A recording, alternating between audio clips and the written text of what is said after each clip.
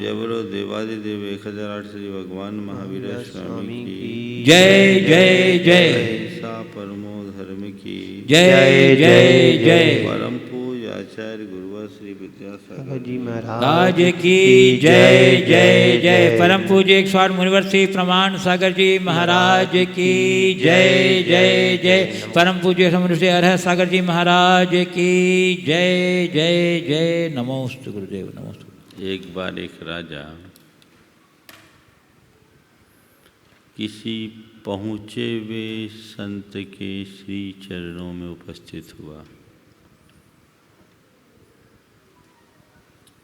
राजा के साथ के उसके मंत्रीगण और अन्य सभासद राजा के सत्ता और संपत्ति का विवरण संत के समक्ष देने लगे। संत ने उनकी बात को सहज भाव से सुना,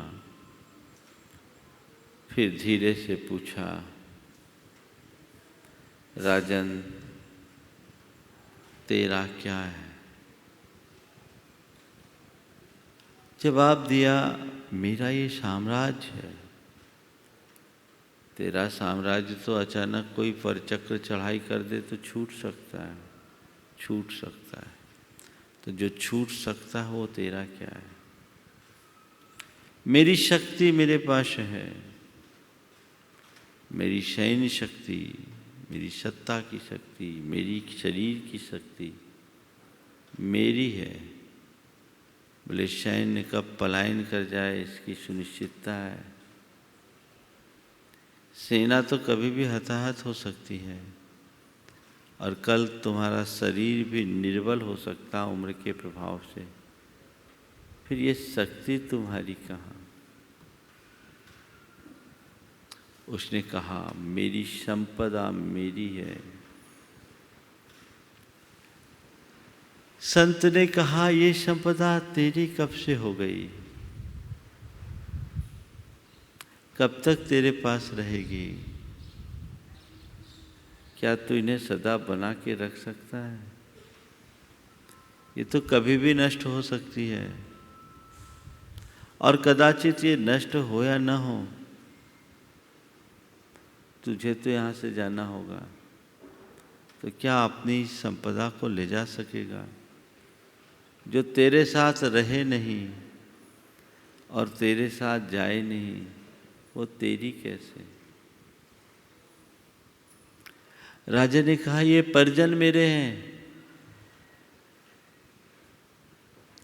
कि ये परिजन जब तेरा जन्म हुआ था तो तेरे साथ कौन थे? बोला, मैं अकेला था। थोड़ी देर कल्पना कर, अगर तू मरेगा तो तेरे साथ कौन होगा? तू मरेगा तो तेरे साथ कौन होगा?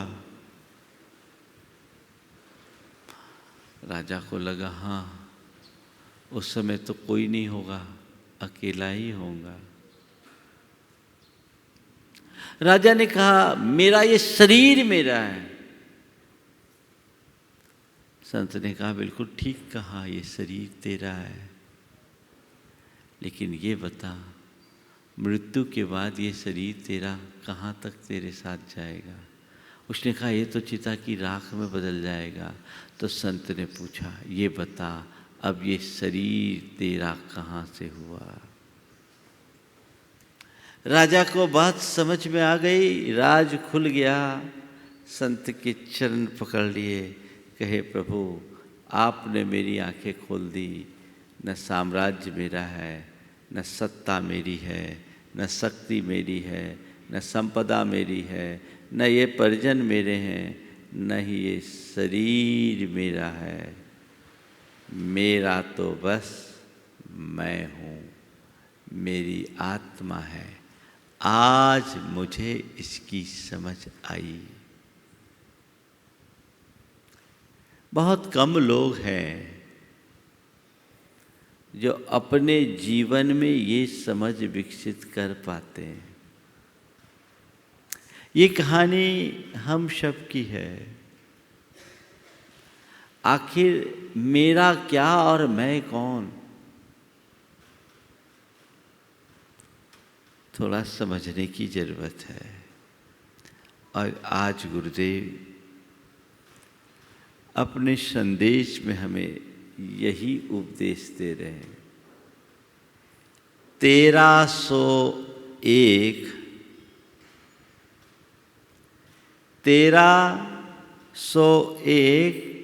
सो सुख अनेक में दुख ही दुख। 1301 सो सुख अनेक में दुख ही दुख।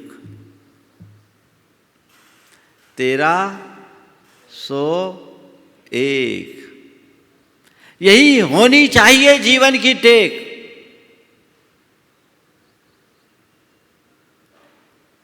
मुझे याद आ रहा है, सागर की बात है, 1980 की किसी प्रसंग में बोली लग रही थी और बोली टूटी 1301 रुपये में। तो गुरुदेव ने कहा, भाई बोली कि तुम जानो, पर सच्चाई यही है 1301। वो एक क्या है, उसे जानो, उसे पहचानो। वो एक क्या है? पूरा जीवन बीत जाता है, मनुष्य उस एक को नहीं पहचान पाता, और जिसके चक्कर में अपना जीवन बिताता है वो मनुष्य के साथ कहीं टिक नहीं पाता। गुरुदेव कहते हैं 1301 सो सुख अनेक में दुख ही दुख। अपनी आत्मा के में केंद्रित होने वाले के जीवन में सदैव सुख है, और आत्मा से बाहर जाने वाले को सदैव दुख ही दुख है। एक को जानो, एक को भजो, एक को ध्याओ, एक को पाओ। आज की 4 बातें। एक को जानो, एक को भजो, एक को ध्याओ और एक को पाओ। वो एक क्या है? कौन है वो एक? वह है तुम्हारे भीतर का शुद्ध आत्म तत्व। वह है तुम्हारे अंदर का ज्ञायक भाव। वह है तुम्हारे भीतर का चैतन्य। उस एक को जानो। सबसे बड़ी विडंबना ये है कि मनुष्य सबको जानता है पर खुद को नहीं जानता। वो एक क्या है? जिसने उसे जान लिया, पहचान लिया, वो तर गया, और जिसे उसका ज्ञान नहीं, भान नहीं, वो संसार में सड़ गया। वो एक आत्मा, एगो हम शाश्वतो आदा राण दंसन लक्षणो शेषा में बाहिरा भावा सब्वे संजोग लक्षणा। मैं एकमात्र शाश्वत आत्मा हूं। मेरा स्वभाव ज्ञान दर्शन है। मैं ज्ञान दर्शन लक्षण वाला हूं। जानना और देखना मेरा स्वभाव है। मुझसे भिन्न जितने भी बाह्य पदार्थ हैं वे सब संयोग लक्षण वाले हैं। मेरे पास हैं, मेरे नहीं हैं। मात्र मैं एक ज्ञाता दृष्टा आत्मा हूं। संसार की जितनी भी चीजें हैं उनसे मेरा कोई नाता नहीं है। उनसे मेरा कोई नाता नहीं है। ये समझ अपने भीतर होनी चाहिए। लेकिन ज़्यादातर लोग बाह्य संयोगों में ही आत्मबुद्धि करके जीते हैं। देहात्म बोध के साथ जीने के कारण सब भ्रांति में जी रहे हैं, अपने आप को पहचान नहीं पा रहे हैं। संत कहते हैं, जानो तुम कौन हो, ये जो दिख रहा है वो तुम हो या जो इसे देख रहा है वो तुम हो। आखिर तुम कौन हो? दिख रहा है वो, क्या दिख रहा है? ये रूप, ये बाहर का चोला, ये तुम नहीं। ये तो एक दिन चिता की राख में बदलेगा, खाक हो जाएगा। तुम हो इसके भीतर के परम तत्व। ये वेद विज्ञान तुम्हारे भीतर होना चाहिए। जब तक तुम ये नहीं जानते कि मैं शुद्ध आत्मा हूं, अपने दुखों का अंत नहीं कर सकते। भ्रांति में जीने वाले व्यक्ति को कभी सुखानुभूति हो नहीं सकती, और जो निर्भ्रांत होता है वो कभी दुखी नहीं हो सकता। जाने मैं कौन हूं, आत्मा के अज्ञान के कारण ही हमारा संसार भरा है। आप लोग बोलते हो मैं भ्रम्यो अपन पौ विशर आप, अपनायो विधि फल पुण्य पाप। निज को पर का करता पिछान, पर में अनिष्टता इष्ट जान। आकुलित भयो अज्ञान धार, जो मृग तृष्णा जानीवा। मैं इस संसार में भ्रमित हुआ हूं, किस कारण? अपन पौ विषया, मेरे इस भव भटकन का मूल कारण आत्म विभ्रांति है। मैंने अपने आप को जाना नहीं। अपनायो विधि फल पुण्य पाप, कर्म के निमित्त से, पुण्य पाप के संयोगों से जो संयोग मुझे मिले, मैंने उन्हें ही अपना लिया और उनमें ही आत्म बुद्धि रखी। निज को पर का करता पिछान, पर में अनिष्टता इष्टमान। मेरे मन में पर के प्रति कर्तापन का भाव बना, और उस कर्तृत्व के अभिमान से ग्रसित होकर मैंने इष्टानिष्ट संयोग वियोगों में आकुलता का अनुभव किया। आकुलित भयो अज्ञानधार, जो मेरे मन अनुकूल संयोग हुए उनमें मैं हर्षित हुआ, जो संयोग मेरे मन के विरुद्ध हुए उनके कारण मैं दुखी हुआ। यही मेरे दुख का मूल कारण रहा। संयोग पुण्य पाप के आश्रित थे, वो बदलते रहे और मैं संयोगों के निमित्त सुख और दुख के झूले में झूलता रहा।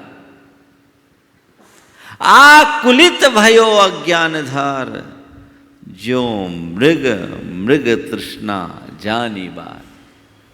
मेरी दशा उस मृग की भांति रही, जो मृग मरीचिका में दौड़ता है तो बस दौड़ता ही जाता है। प्यासे मृग को जब तीव्र प्यास लगती है, रेगिस्तान में रेत के कणों पर पड़ती हुई सूर्य की किरणें चमकती हुई दिखती है, मानो कोई सरोवर लहरा रहा हो।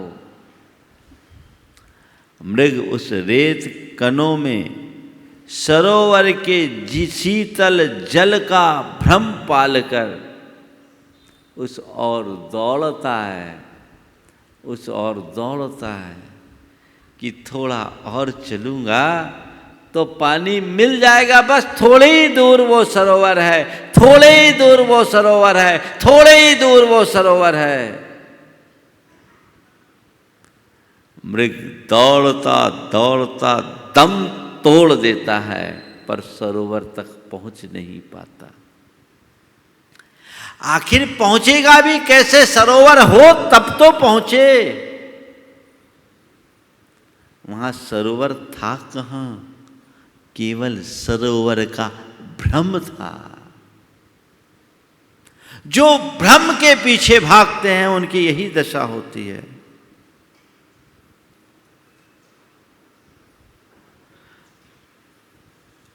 जो भ्रम के पीछे भागते हैं उनकी यही दशा होती है, और जो यथार्थ में जीते हैं वो उनसे मुक्त हो जाते हैं। हर प्राणी आज भ्रम में जी रहा है। शरीर आदि संयोगों में आत्मबुद्धि रखते हुए पर में सुख की कल्पना कर रहा है। मेरा जो सुख है वो मेरे भीतर है।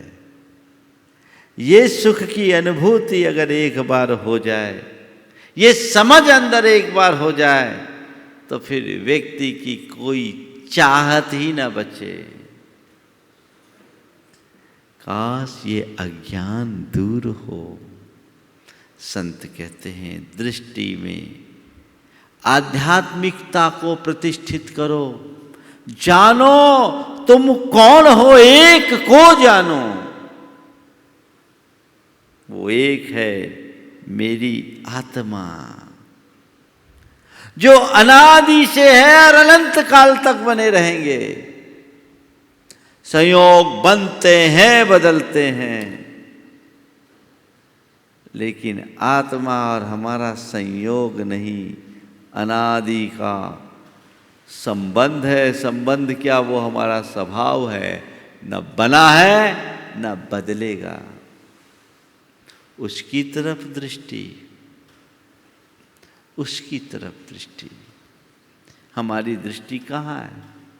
जो एक को ध्याता है वो सबको पा लेता है। जो एक को ध्यान में नहीं रखता वो कुछ नहीं कर पाता। संत कहते हैं एक को जानो। आचार्य कुंद कहते हैं जो एकम जानादि सो सब्बम जानादि, जो एकम अभी न जानादि सो सब्बम अभी न जानादि। जो एक को जानता है वो सबको जानता है, और जो एक अपनी आत्मा को नहीं जानता वो कुछ नहीं जानता। दुनियादारी की बात एक तरफ और आत्मा की बात एक तरफ। दुनियादारी की बात एक तरफ और आत्मा की बात एक तरफ। दृष्टि आत्मा की तरफ होनी चाहिए। जानो मैं कौन हूं, एक को जान लोगे दुख दूर। कबीर दास का एक बहुत प्यारा भजन है। अपन पो आप हो विसरो, अपन पो आप हो विसरो। जैसे स्वान कांच मंदिर में, जैसे स्वान कांच मंदिर में, भरमते भूखी मरो। वैसे ही गज फटिक सिलामणि दसननि आनि अरो। अपन पो आप ही विसरो, अपन पो आप ही विसरो। जो केहरी बपु निरखे कूप जल, जो केहरी बपु निरखे कूप जल। प्रतिमा जाने परो, जो केहरी बपु निरख कूप जल। प्रतिमा जाने परो, मरकट मूठी स्वाद नहीं बिहुरे। घर घर रटत फिरो, अपन पो आप हो विशिरो। कहत कबीर ललनी के सुगना, कहत कबीर ललनी के सुगना। तो है कौन पकड़ो, अपन पो आप हो विसरो। आत्मबोध के अभाव में हमारी क्या दीन दशा होती है। कबीर ने इस भजन में कई प्रतीकात्मक उदाहरणों से बड़ा सुंदर मार्गदर्शन दिया। जैसे श्वान कांच मंदिर में भरमते भूख मरो, वो कहानी आप सबको पता है कि एक कुत्ता एक ऐसे महल में प्रवेश कर गया जो कांच का महल था, जिसकी दीवारें कांच की थी, छतें कांच की थी, आंगन कांच का था, सब कांच कांच। कुत्ता अंदर घुस गया और उस कुत्ते को चारों तरफ केवल अपना ही प्रतिबिंब दिखा। ये कुत्ता अकेला, उसके चारों तरफ हजारों कुत्ते। वो घबरा उठा, और जब मनुष्य डरता है तभी औरों को डराने की कोशिश करता है। घबराहट में वो जोर से भौंका तो हजारों कुत्ते एक साथ उस पर झपट पड़े। कहते हैं सुबह जब उस कक्ष को खोला गया तो कुत्ता वहीं छत बिक्षत पड़ा था, लहूलुहान हो गया था। सवाल है उस कुत्ते को किसने मारा? किसने मारा? उसके ही भ्रम ने मारा। काश कुत्ते को ये पता होता मैं तो बस मैं हूं, ये तो मेरी प्रतिच्छाया है, प्रतिबिंब है। काश उसे पता होता। यही तो मनुष्य की दशा है। दूसरा उदाहरण, जैसे श्वान कांच मंदिर में, वैसे ही गज फटिक शिला मणि। दसन नियानियरो, अपन पो आप हो विसरो। हाथी स्फटिक मणि की शिला के पास जाता है तो उसे उसका प्रतिबिंब उसमें पड़ता है। उसे लगता है कि इस मणि के, इस पत्थर के भीतर कोई हाथी घुसा है। वो अपना सिर मार मार कर सिर फोड़ लेता है, चट्टान नहीं फूट पाती, अपना जीवन तहस नहस कर लेता है।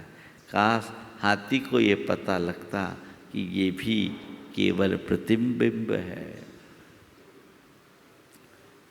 जो केहरी बपु निरखे कूप जल। प्रतिमा जाने परो, मरकट मोठी स्वाद नहीं बिहुरे। घर घर रटत फिरो। वो कहानी हम सबको पता है, खरगोश और शेर वाली, कि शेर अपने ही प्रतिबिंब को देखकर कुएं में छलांग लगा लिया। और फिर बंदर होता है, बंदरों को पकड़ने के लिए सकरे मुंह के मटके में चने डाल दिए जाते हैं। बंदरों को चना बड़ा प्रिय होता है। बंदर चना निकालने के लिए मुट्ठी डालता है तो उसका हाथ भर जाने से बाहर नहीं निकल पाता, और बंदर को ये डर लगता है कि अंदर से हमें किसी ने पकड़ लिया है।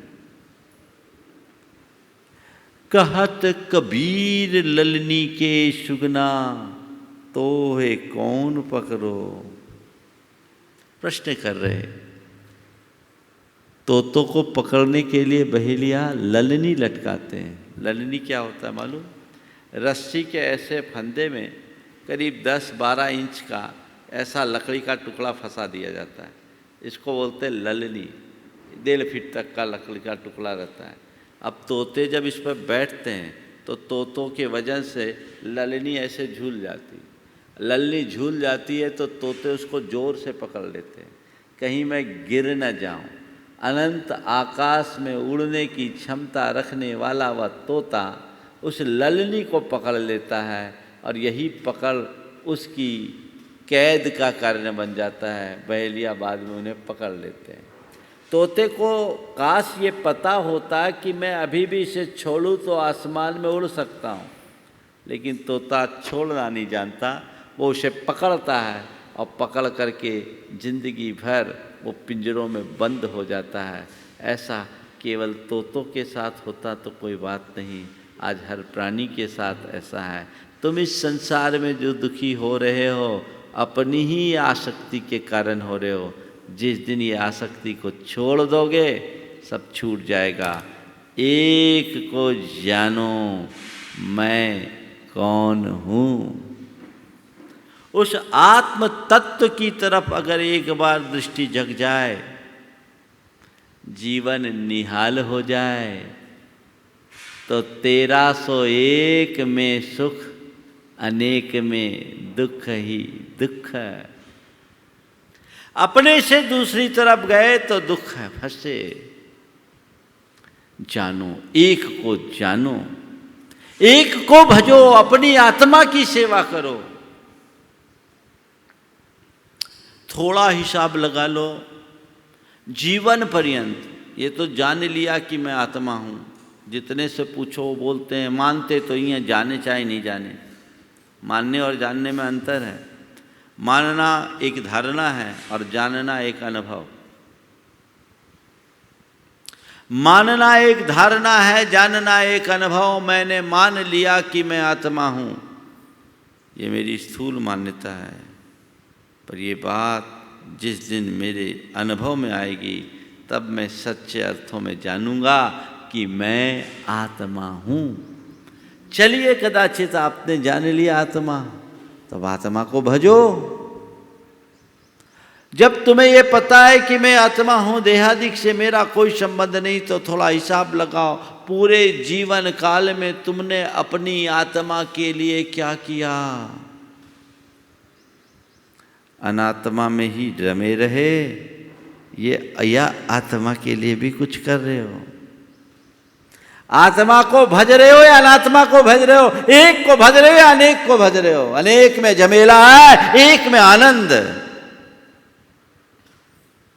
देखोगे तो क्या मिलेगा निष्कर्ष? एक को छोड़कर बाकी सबको भज रहे, उसका तो कोई सुध ही नहीं, पता ही नहीं वो सलामत है भी कि नहीं। संत कहते हैं अपने आत्मा के हित का उद्योग करो, अपने आत्मा को भजने का प्रयास करो, आत्मा की तरफ अपनी दृष्टि जगाओ, आत्मा के कल्याण की ललक जगाओ। मैं इस मनुष्य जीवन में अपनी आत्मा के उद्धार का प्रयत्न करूंगा, मैं अपने इस मनुष्य जीवन में आत्मा के कल्याण का पुरुषार्थ करूंगा, मैं इस मनुष्य जीवन में अपने आत्मा को संवारने का प्रयास करूंगा, अपनी आत्मा को संभालने का प्रयास करूंगा, सतत आत्म जागृति रखूंगा, आत्म बोध के साथ जीऊंगा। है ऐसा मनोभाव? कुछ नहीं, पूरी जिंदगी दुनियादारी में बीत जाती है। मेरा मेरा करते करते बीती रे उमरिया। और क्या है? यही ना चलता है। संत कहते हैं संसार में अपने कर्तव्यों का पालन करो, दायित्व को निभाओ, पर स्वरूप बोध को कभी मत भूलो। अपनी आत्मा की तरफ दृष्टि रखो, अपने आत्मा के कल्याण का भाव रखो, सर्वोच्च प्राथमिकता अपने आत्मोद्धार को दो। ऐसा कोई कृत्य मत करो जिससे तुम्हारी आत्मा को दुखी होना पड़े, कलंकित होना पड़े, मलिन होना पड़े या पतित होना पड़े। ऐसा कर्म कभी मत करो। आत्मा को भजो, यानी आत्मपरक दृष्टि रखो। सब पर को भजते हैं, आत्मा को तो भजने का कोई को ख्याल ही नहीं, आत्मा का ही ख्याल नहीं तो भजेगा कहाँ। एक राजा था, उसकी 4 रानियां थी। एक रानी ऐसी थी जो बड़ी खूबसूरत थी और राजा का उस पर कुछ ज़्यादा अनुराग था। वो सबसे ज़्यादा उसी के पास रहता था, उसी का ख्याल करता था। दूसरी रानी उतनी रूपवान तो नहीं थी, पर वो एक बड़े राजघराने से आई हुई थी। उसे अपने संपदा का बड़ा मान था। राजा उसके पास भी जाया करता था। कभी कभार उसे अपने मन की बात भी सुनाया करता था। तीसरी रानी जो रूपवान नहीं थी, धनवान भी नहीं थी, पर वो बड़ी शक्तिमान थी। उसे अपनी शक्ति का गुमान था। राजा उसके पास भी कभी कभी जाया करता था। और उसकी एक चौथी रानी थी जिसके पास न रूप था, न धन था, न शक्ति थी, पर बुद्धि थी। वो बड़ी बुद्धिमान थी। राजा उसके पास कभी जाता ही नहीं था, लेकिन वो हर पल राजा के मंगल कामना करती थी। राजा उसकी कभी सुध नहीं लेता, लेकिन उसके मन में राजा से कोई शिकायत नहीं होती। ऐसा क्रम लंबे समय तक चलता रहा, लंबे समय तक चलता रहा। एक बार राजा गंभीर रूप से बीमार पड़ गया। उसके प्राणों का संकट आ गया। और जब प्राणों का संकट आया तो उसके राज्य में एक फकीर आया।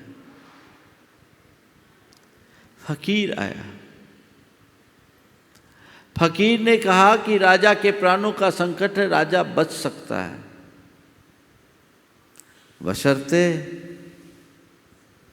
बशर्ते राजा बच सकता है, बशर्ते ये औषधि मैं दे रहा हूँ, कोई इसका अनुपान कर ले और वह करे जो राजा का सबसे प्रिय है। राजा की 4 रानियों में अगर कोई एक रानी है कर लेती है तो राजा बच सकता है, लेकिन कंडीशन एक ही है कि उसको लेने के बाद राजा तो बच जाएगा, लेने वाला वहीं ख़त्म हो जाएगा। राजा को बात मालूम पड़ी। राजा का ये प्रस्ताव सबसे पहले उस रानी के पास गया जो 24 घंटे जिसके साथ राजा अपना समय बिताता था। उसने कहा, अरे ये काम मैं कैसे करूं? अभी मेरी ज़िंदगी क्या है? मेरी तो लंबी चौड़ी ज़िंदगी है। राजा चले भी जाएगा तो मेरी व्यवस्था किसी और के साथ हो जाएगी, मैं ये नहीं कर सकती। ठीक, दूसरे के पास गए। दूसरे ने कहा, ठीक है, राजा के ऊपर संकट है माना, लेकिन अभी मेरी स्थिति ऐसी नहीं है कि मैं इस दुनिया से चले जाऊं। ये दवाई मैं नहीं ले सकती। इतना ज़रूर मैं कर सकती हूँ कि किसी और की व्यवस्था के लिए देखती हूँ, कोई इसके लिए तैयार हो जाए। तीसरी के पास गए। तीसरे ने कहा, ये दवाई की बात है, मेरे पास तो कोई व्यवस्था नहीं है, मैं ऐसा कर नहीं सकती, लेकिन मैं कोशिश करूंगी राजा को अन्य विधि से ठीक करने की। जब चौथी रानी के पास बात गई, उसने कहा, मेरे राजा पर संकट है, कोई बात नहीं, मैं हूं ना, मैं वो दवाई पीऊँगी और मुझे भरोसा है मेरे दवाई पीने से राजा भी ठीक होगा और मेरा भी कुछ नहीं होगा, क्योंकि मैं राजा के स्वास्थ्य की हर पल मंगल कामना करती हूँ, राजा सुरक्षित रहेंगे। चौथी ने दवाई पिया, उसका कुछ नहीं हुआ। तीनों मुंह देखते रह गए। राजा उठकर खड़ा हो गया, वो स्वस्थ हो गया। राजा को समझ में आ गया, उसके अपनी भूल और गलती का एहसास हो गया कि तुम जिसे मैंने कभी देखा नहीं, महत्व नहीं दिया, तवज्जो नहीं दिया, लेकिन तुम मुझे इतना चाहती कि मेरे लिए अपना जान कुर्बान करने के लिए तैयार। काश मैंने तुम्हें सही ढंग से समझा होता, तुम्हारा ध्यान दिया होता, तो आज मेरी ये दुर्दशा नहीं होती। मुझे पता नहीं ये कहानी कब घटी, लेकिन ये कहानी हमारी तुम्हारी सबकी है। हर व्यक्ति के साथ उसकी 4 रानियां हैं। पहला है शरीर, जो सबसे पहले धोखा देता है। दूसरी है संपत्ति, जो इस दुनिया में ही रह जाती, इससे आगे नहीं जाती। तीसरे हैं हमारे परिजन, जो शमशान तक छुड़ाते हैं। और चौथी है हमारी आत्मा, जो भवांतरों तक हमारे साथ जाती है।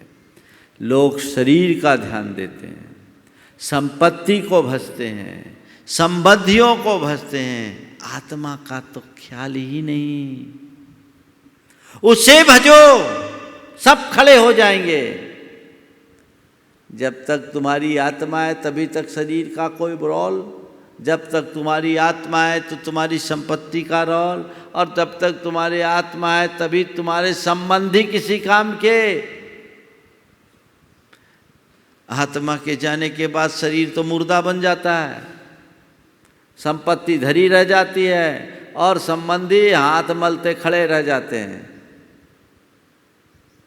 वे इसका अंतिम संस्कार कर डालते हैं।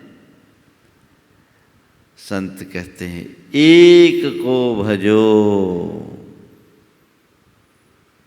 एक को जानो, एक को भजो, फिर एक को ध्याओ।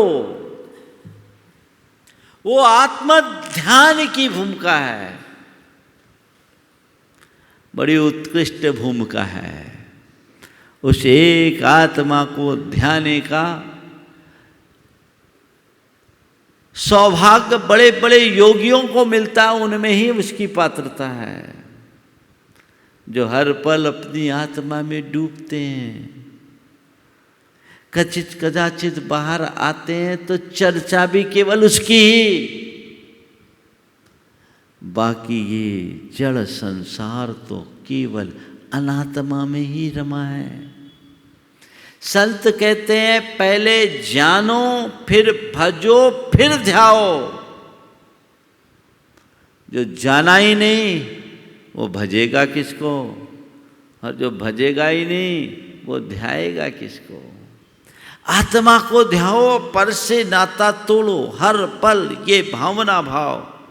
और आत्मा को ध्याने के लिए भी निरंतर उस आत्म तत्व की भावना भाने की अपेक्षा रहती है। हर पल जो भावना भाते रहते हैं वे ही आगे चल कर के आत्मा का ध्यान कर पाते हैं। संत कहते हैं निरंतर ये चिंतन में लाओ, मैं शुद्ध आत्मा हूँ, मैं पवित्र आत्मा हूँ, मैं शांत आत्मा हूँ, मैं ज्ञान स्वभावी हूँ, मैं ज्ञान स्वरूप हूँ, मैं चैतन्यमयी हूँ। शुद्धोहम शुद्धोहम, शांतोहम शांतोहम। ये चिंतन में लाओ, सहजानंदो हम, आनंद रूपो हम, सुख स्वरूपो हम। मैं वह चिरंतन आत्म तत्व हूं। ये भावना निरंतर भाइये, ये भावना योग हमें पर से हटाकर आत्मा को भजकर आत्मा को ध्याने की पात्रता देता है। निरंतर भाव सोहम सोहम सोहम। मेरे भीतर जो ज्ञानमयी, चैतन्यमयी, आनंदमयी, सुख स्वरूप परम तत्व है वह मैं हूं। उसे ध्याओ, आत्मा का ध्यान रखो, आत्मा का भान रखो, आत्मा की तरफ दृष्टि रखो, तो जीवन का कल्याण होगा। जब आत्मा को ध्याओगे तभी आत्मा को पाओगे। आत्मा को पाना ही सिद्धि है। सिद्धि क्या है? सिद्धि स्वात्मोपलब्धि। अपनी आत्मा की उपलब्धि का नाम ही सिद्धि है, यही मुक्ति है। अभी तो अनात्मा में रमे हो, आत्मा में रह करके भी आत्मा से दूर हो, क्योंकि पता नहीं है, पता नहीं है। कहते निज नाभि में गंध है, मृग भटके संसार। अपने नाभि में गंध है पर मृग को उसका पता नहीं, भटक रहा है। काश उसे पता हो तो भटकने की जरूरत ही नहीं। तो बस हमें भी उस आत्मा को जानकर आत्मा को भजने का प्रयास करना चाहिए। आत्मा को भजते भजते आत्मा को ध्याने की कोशिश करो, और जब आत्मा को ध्याने में समर्थ हो जाओगे तो आत्मा को पाने की कोई बात ही, कोई संशय ही नहीं रहेगा। जितने भी महान आत्माएं हुए हैं वे महान इसी कारण से हुए, क्योंकि उन्होंने आत्मा को पाया है। हमें उन्होंने आत्मा का पाठ पढ़ाया है, हम उसे जाने, भजे, ध्याए, तब पा सकते हैं। लेकिन विडंबना तो तब दिखती है जब अच्छे अच्छे लोग आत्मा की बातें करते हुए भी अनात्मा में रमे रहते हैं। आत्मा की बातें करते हुए भी अनात्मा में रमे रहते हैं। एक सज्जन आचार्य महाराज के पास गए और कहा, गुरुदेव, महाराज साहब, गुरुदेव वाले नहीं थे वो, महाराज साहब, आपने समय सार कितनी बार पढ़ा? आपने समय सार कितनी बार पढ़ा? गुरुदेव ने कहा, एक बार। वो ऐसे देखे जैसे एक बार समय सार पढ़ के कोई अपराध सा कर दिया। पूछा, महाराज साहब, आपने समय सार कितनी बार पढ़ा? गुरुदेव ने कहा, एक बार। वो ऐसे देखे कि एक बार पढ़कर गुरुदेव ने कोई अपराध सा किया, और बड़े गर्व से कहा, मैंने 108 बार समय सार पढ़ा। कितनी बार पढ़ा? 108 बार समय सार। अब की बार गुरुदेव ने उसे आश्चर्य से देखा। बोले, आपने 108 बार पढ़ा? बोले, हाँ। बोले, मुझे आश्चर्य है, मुझे आश्चर्य है। बोले, क्या? बोले, मैं एक बार समय पाठशाल पढ़कर मुनि बन गया, तुम 108 बार पढ़ करके भी यहीं अटके हो। अरे भैया, आत्मा को जानो तो आत्मा को भजो, अनात्मा को क्यों भज रहे हो? इसका मतलब तुम्हारा ज्ञान सत ही है, टोटा रतंत है। आचार्य कुंद कहते हैं, पाठोल करेद गुणम असद्ध मानस जीवस। केवल पाठ करने से क्या होगा? पारायण होना चाहिए, तब सच्चे अर्थों में जीवन का उत्थान होगा। इसलिए इस पर पक्का श्रद्धान करो। 1301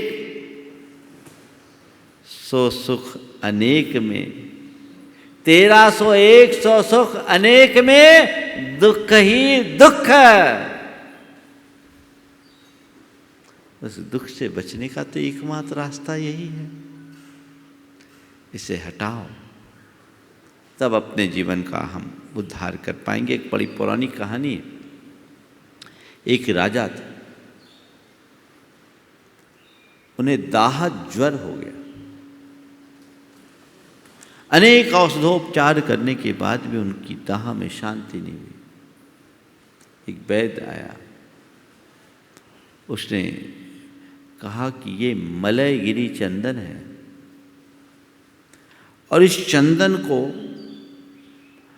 जो राजा का सबसे प्रिय है वो घिसे और इसका लेप राजा को लगाए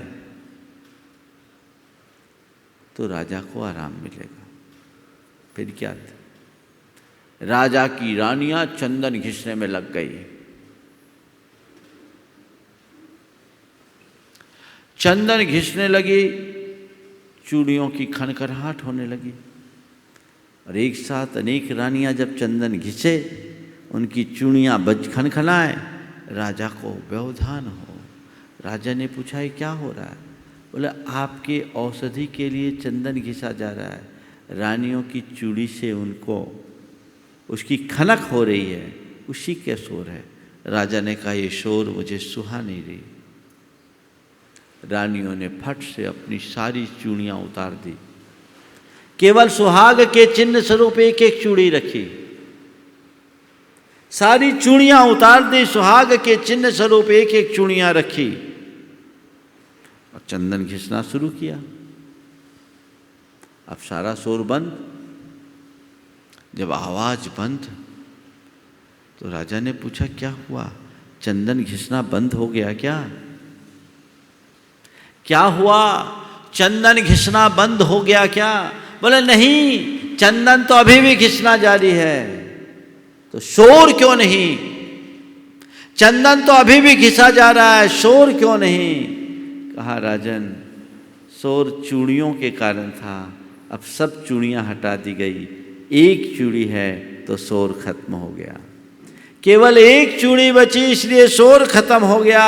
ये एक वाक्य ने राजा को अंदर से जगा दिया कि जहाँ अनेक है वहाँ शोर है, जहाँ एक है वहाँ शांति है। राजा ने मन ही मन संकल्प ले लिया कि अब प्रातः काल की पहली किरण के साथ मैं अब अनेक से हटकर एक को भजूंगा, एक को ध्याऊंगा। जब तक मैं अनेक में था मेरे साथ ये दुख और अशांति है, जब मैं एक आत्मा में जाऊंगा सारा दुख सारी अशांति दूर होगी। और वो राजा अपने लिए संकल्प के हिसाब से दृढ़ हुआ और उसके प्रताप से उसका ज्वर भी उतरते ज्वार की भांति उतर गया और सुबह हुई वो दीक्षित हो गया, एक आत्मा में डूबा और मुक्ति को प्राप्त कर गया। ये पुराणों की कहानियाँ हैं, कहानी यथार्थ है। एक को भजेंगे सब ठीक हो जाएगा। तो हम एक को जानो, एक को भजो, एक को ध्याओ, एक को पाओ। अनेक में शोर, एक में शांति, अनेक में दुख, एक में सुख। तो 1301 सुख, अनेक में दुख ही दुख है। बस इस संदेश को आत्मसात करें, हमारा जीवनोद्धार होगा। गुरुदेव के स्वास्थ्य में दिनों दिन सुधार हो रहा है। आज मेरे पास समाचार आया कि आज गुरुदेव आहारचर्या के लिए बाहर गए हैं। अभी तक जहाँ रहते थे वहीं परिसर में होता, ये संदेश मेरे पास अभी आया है। तो ये बहुत अच्छी बात, हम ऐसे ही भावना भाएं कि वो पूर्ण स्वस्थ हों और इस बार के पर्यूषण में उनकी देशना पूरे देश में गूंजे, ऐसा भाव सबको मिले। इस भाव के साथ हम सब जाप करके विराम करेंगे, विराम लेंगे। ओम ह्रीं अर्हंसि पार्श्वनाथ जिनेन्द्राय नमो नमः। ओम ह्रीं अर्हंसि पार्श्वनाथ जिनेन्द्राय नमो नमः। ओम ह्रीं अर्हंसि पार्श्वनाथ जिनेन्द्राय नमो नमः। ओम ह्रीं अर्हंसि पार्श्वनाथ जिनेन्द्राय नमो नमः। ओम ह्रीं अर्हंसि पार्श्वनाथ जिनेन्द्राय नमो नमः। ओम ह्रीं अर्हं श्री पार्श्वनाथ जिनेन्द्राय नमो नमः। ओम ह्रीं अर्हं श्री पार्श्वनाथ जिनेन्द्राय नमो नमः। ओम ह्रीं अर्हं श्री पार्श्वनाथ जिनेन्द्राय नमो नमः। ओम ह्रीं अर्हं श्री पार्श्वनाथ जिनेन्द्राय नमो नमः। ओम ह्रीं अर्हं श्री पार्श्वनाथ जिनेन्द्राय नमो